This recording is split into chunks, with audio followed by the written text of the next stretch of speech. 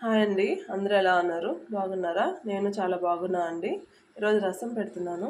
అందుకే 3 టమోటాలు, చిన్న నిమ్మకాయ అంత సైజు చింతపండు తీసుకున్నానండి. ఇప్పుడు ఉడకబెడుతున్నాను. కొద్దిసేపు అంటే ఇది పచ్చిగా ఉన్నాయి కదా టమోటాలు, పండువి లేవండి ఇంట్లో, అందుకే ఇలా ఉడకబెడుతున్నాను. అవి ఉడుకుతున్నాయండి. ఆ లోపు మనము పౌడర్ రెడీ చేసుకుందాం. మిరియాలు 1/2 స్పూన్ తీసుకున్నాను. కొంచెం మెంతులు, ఒక 1/4 స్పూను జీలకర్ర, 1 స్పూన్ కందిపప్పు. అవి మిక్సీకి వేసుకున్నాక తెల్లబాయ ఒకటి వేసుకోవాలండి.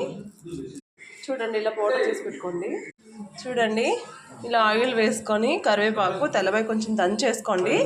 ఎండుమిర్చి మనం కారం, మీ ఇంట్లో ఎండుమిర్చి ఉంటాయి కదా, అవి కారం బట్టి వేసుకోండి. నేనైతే ఇలా వేసుకున్నాను.